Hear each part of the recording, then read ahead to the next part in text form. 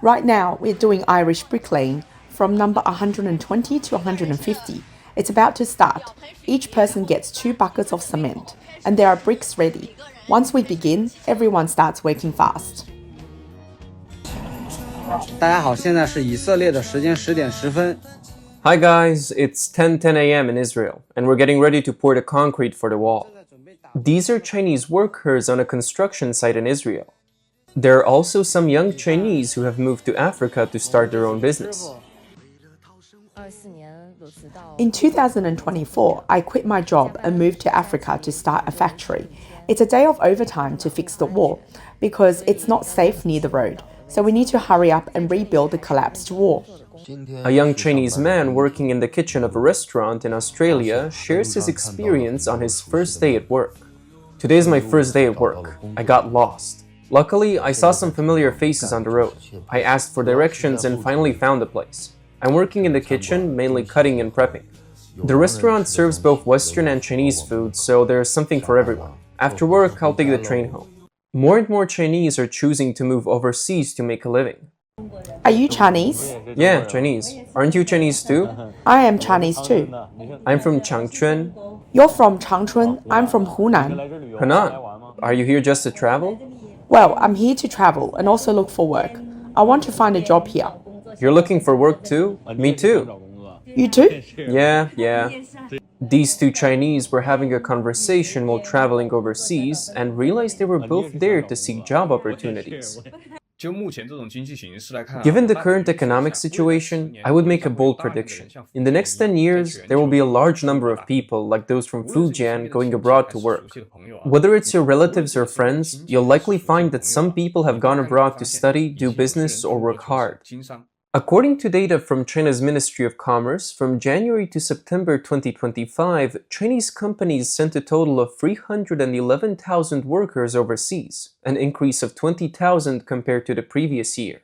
Of that total, 98,000 were sent under construction contracts and 213,000 were sent under labor cooperation agreements. By the end of September, the total number of Chinese workers overseas reached 595,000.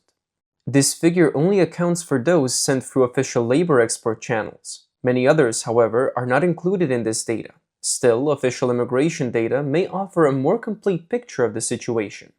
On October 16th, China's National Immigration Administration released key statistics for the third quarter of 2025. In total, immigration authorities processed 178 million entries and exits, marking an increase of 12.9% compared to last year. Of that number, 89.4 million were mainland Chinese residents. 178 million entries and exits. It's crazy, that's how many people are coming and going. And this is just for the third quarter. Around 89 million of them are from mainland China, according to immigration data. So many people are leaving. What are they doing? Besides traveling and business visits, a lot are going for work. When you're stuck in a circle that feels stagnant, you need to think about whether it's time to change circles, find a new platform. Opportunities are always something you have to fight for, not just wait for someone to push you forward. Why are more and more people leaving their hometowns to work overseas? Honestly, the reasons are very realistic, and there are 3 main ones. First, you can earn more money for the same hard work. On a construction site in China, you might earn 300 a day, but in Australia, you could make 1,500. As a chef in China, you earn about 8,000 a month, but you're dealing with exchange rates and the reality of living expenses. Work overseas for 3 to 5 years, and you might make more than you would after 10 years of working in China. Second, relationships aren't as important. Doing good work is. In many countries, you don't have to worry about sucking up to people. As long as you do your job well, you can earn money and gain respect. For ordinary people, this merit-based system is crucial. Third, it's about giving yourself a backup option. At home in China, at 35, you might be considered too old for certain jobs. But overseas, a 50-year-old electrician or a 60-year-old carpenter is still in high demand. Overseas, experience and skill are valued, so you don't have to worry about running out of opportunities as you age. Finally, let's be honest here. Is working overseas tough? Yes, it's really tough. Lonely, with a language barrier and no family around. But why do so many people keep going? Because for ordinary people like us, it's one of the few ways to work hard and make it worthwhile. We sacrifice time away from our loved ones so that our parents don't have to worry about healthcare in their later years. Our children have better educational opportunities, and our whole family isn't suffocated by mortgage debt. In the end, working overseas isn't the end, it's the means. It's the most practical choice for an ordinary person to create a better future for their family. People don't want to stay in China anymore, and the number of those leaving has reached its limit. The reasons behind this are both frustrating and heartbreaking, so very real. Have you noticed, in recent years, more and more people are choosing to go overseas? And these aren't just people going on vacation. Some are going to work, others to study. The vlogger noted that in recent years, the overall economic environment has been difficult. Many industries have faced significant changes, forcing companies to implement salary cuts and lay off employees. Meanwhile, the growth of online shopping and e-commerce has made it increasingly hard for traditional businesses to survive. Additionally, the real estate market is struggling, leaving many migrant workers without work. Each year, over 10 million college graduates face difficulty finding suitable employment. For ordinary Chinese, finding work has become a significant challenge. As a result, more and more individuals who cannot find good job opportunities at home are looking overseas for better prospects. Despite the government's claims of a strong economy, widespread frustration is evident. Business closures and rising unemployment are now major concerns. I just can't keep going here. We rented for a year, paid for 6 months, and now there's a 2-month deposit left. That deposit probably won't be refunded.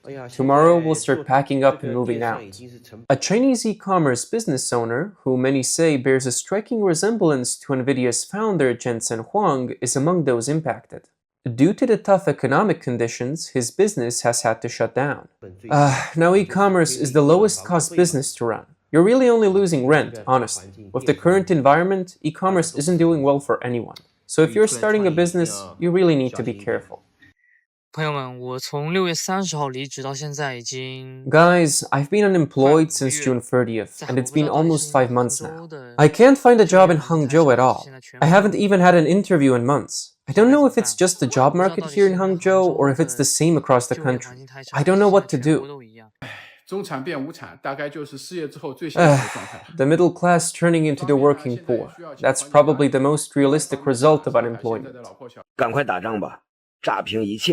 Let the war start. Blow everything up and start over. The economy has to crash for things to improve. Anyway, I can't afford to live anymore.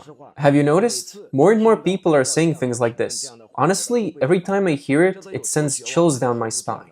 How desperate must someone be to say that? It's not just a few people speaking out. It's the unspoken frustration of tens of thousands of people. One vlogger supports the idea of people seeking work overseas.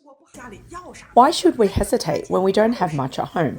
Some people say, you're still at the bottom of society if you go overseas.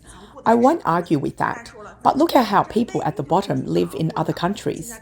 Besides, when we go overseas, we might not even be at the bottom.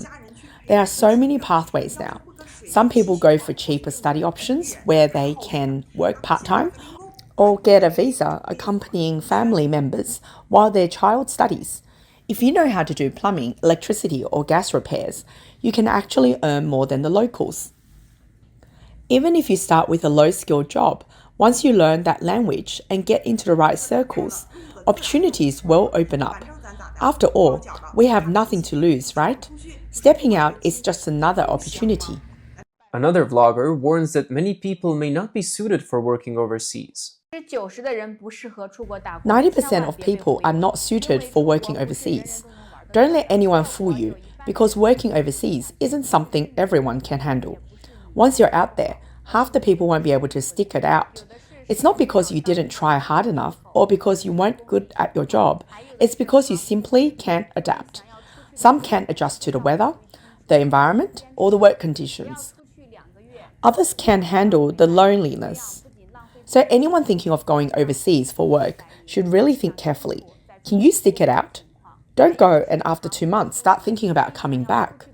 That not only wastes your time, but also your hard-earned money. Think it through before you go. However, working overseas isn't always easy. One woman, employed in a restaurant in Australia, shared her first day experience with her followers. If you can live well at home, who would want to leave and face the hardships of working overseas? Hi, I'm Little Green Hat from Australia, 36 years old. I came to work here at the end of 2022. A lot of people ask me online why I chose to work overseas instead of staying in China. My reason is simple. Because of the pandemic, the courier and e-commerce company I worked for shut down. I couldn't pay my mortgage, missed payments on my credit card, and tried every possible solution. I was truly at a dead end, so I decided to work overseas. Let me show you the small construction site I'm working on. When I first came to Australia, I saw many people online talking about the high wages, so I decided to give it a shot. I thought if I worked hard for a few years, I could pay off my mortgage, save some money for retirement, and maybe even start a small business back in China. But once I got here, I realized that a lot of things were different from what I had seen online. The so-called high wages come with the cost of time and physical labor. For example, the construction site I work at is owned by a Chinese boss. Initially, he said we'll work 8 to 10 hours a day. I'm just a laborer, paid by the hour. But in reality, sometimes we work 14 to 15 hours a day just to meet deadlines. By the time I get home, I feel completely drained. The work is also very dirty. Sometimes I have to hold a spray gun for hours, and my hands are shaking when I put it down. Even when I eat, I feel like I can't hold my chopsticks. And for us working with plaster, there's a lot of dust, so we have to wear masks all the time. The mask rubs against my face, leaving it red and bruised. Back home, I used to worry about skincare and self-care, but here, the sun is so strong that I don't even think about it. It's work from the moment I open my eyes and sleep the moment I close them. A vlogger pointed out that many people who want to work in Australia only notice the high wages, but they don't realize what it really costs. What they give up is time, physical energy, and being away from family and friends. Even when they get sick or face difficulties, there's no one to help them. They can only rely on themselves. If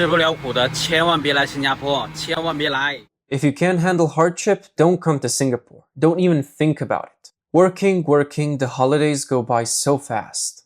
It's 4:30 in the morning in Singapore and we're starting work.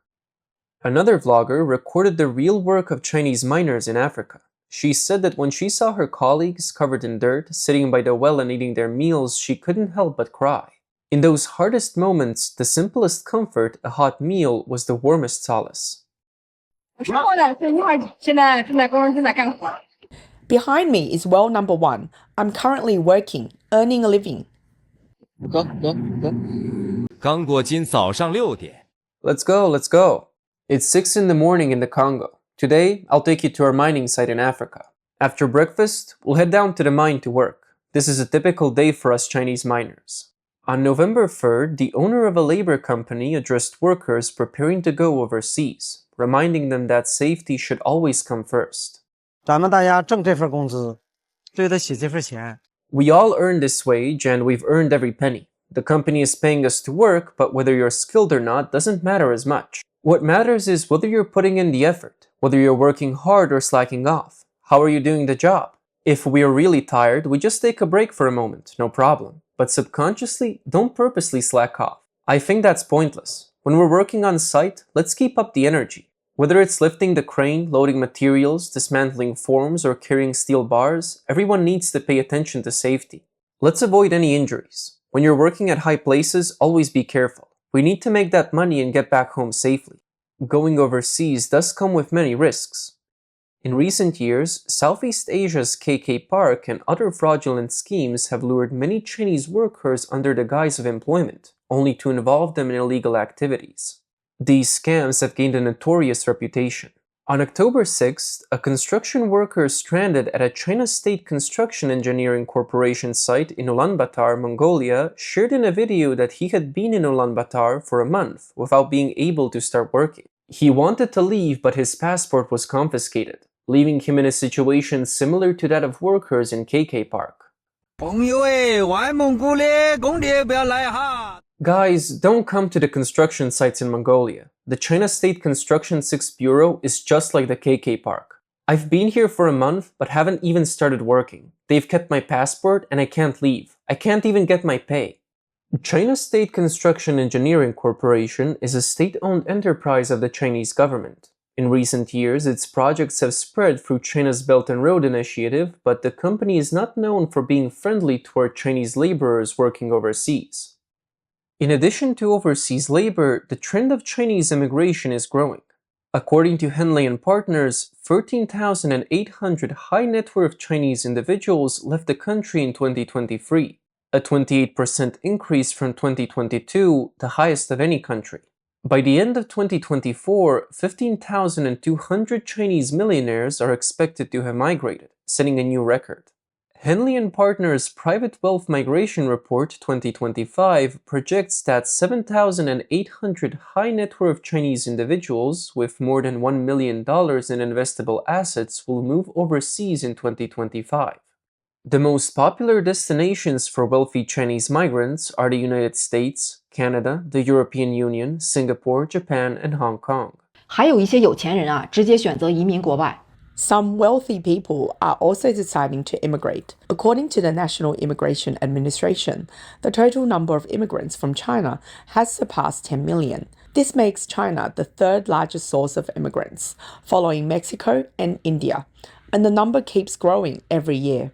This vlogger pointed out that these migrants often have a strong economic foundation and place greater emphasis on their quality of life. They believe that current food safety and healthcare services in China don't meet their needs, so they chose to immigrate to seek a better life. China's middle class is increasingly moving to countries like Thailand and Malaysia, but Japan has become a key destination. Since the pandemic, the number of Chinese citizens immigrating to Japan has sharply increased, and it is expected that by 2026, the number of Chinese living in Japan will exceed 1 million. Most of these new immigrants come from major cities like Beijing and Shanghai. They bring their families and wealth and leave China for better opportunities in Japan. According to data from Japan's Immigration and Residency Management Office, between 2022 and 2024, the number of Chinese residents in Japan grew from 762,000 to 873,000, an increase of over 100,000 in just 3 years. Before this period, the growth of Chinese residents in Japan had been steady, but not as rapid as in recent years. Many of these immigrants from cities like Beijing and Shanghai were driven out by the government's zero-COVID policies and economic conditions. They hope to invest and preserve their assets while building a better life overseas. Education is also a major factor. Many parents moving to Japan want to remove their children from the intense competition in China while still ensuring they receive a quality education. Even if their children may not be able to attend the top universities in China, they believe that in Japan, at least their children will be able to attend university with less stress. A recent interview with over 20 Chinese immigrants in Tokyo by the Financial Times Tokyo bureau chief Leo Lewis revealed a trend. In major Chinese cities like Shanghai, discussions at dinner parties increasingly focus on how to move to Tokyo or Osaka and live there. According to Zhang Jieping, a bookstore owner in Tokyo who primarily sells Chinese books, these dinner conversations often feature subtle cues to determine if others are open to talking about immigration. For example, if someone asks, "How long do you plan to stay there?" it might be a sign they are testing whether the person is interested in talking about visa issues. In recent years, many Chinese people have left the country due to political reasons, feeling unable to continue living under communist rule. Some used business or work visas to move overseas, while others took the dangerous route of crossing through Central and South America to illegally enter the United States. In October 2022, just before the 20th National Congress of the Communist Party of China, the government ramped up its lockdown measures. Some cities imposed mandatory testing and quarantine, and there were shortages of food and medicine. Public discontent reached a boiling point. On October 13th, a protester in Beijing's Setong Bridge hung a banner that read, "We don't want COVID tests, we want food. We don't want the Cultural Revolution, we want reform. We don't want lockdowns, we want freedom. We don't want a leader, we want the right to vote." This protest, known as the Setong Bridge incident, was followed by more protests across the country, including the White Paper movement, which opposed the communist regime's authoritarian control. Among those choosing to leave, besides high net worth individuals, are intellectuals who value independent thought. For example, Jiang Xue from Xi'an, who had written about her observations during the 10 days before and after the lockdown in a piece called 10 Days in Chang'an, which she posted on social media. The article was later blocked. Nearly 50 years old, Jiang Xue eventually decided to leave. She is now a senior journalist in Washington, D.C. Recently, many overseas Chinese and international students have been detained by the Chinese government upon returning home to visit their families. Analysts believe that the main reason Chinese people are leaving is the government's lack of transparency regarding the number of COVID deaths, its handling of the pandemic, frequent lockdowns, and restrictions on personal freedom. Even after the pandemic, the government has still been failing to fully reflect on its actions, leaving many to feel despair over the Chinese system. For those living abroad, they hope for the fall of the Communist Party so that they can return to their homeland freely.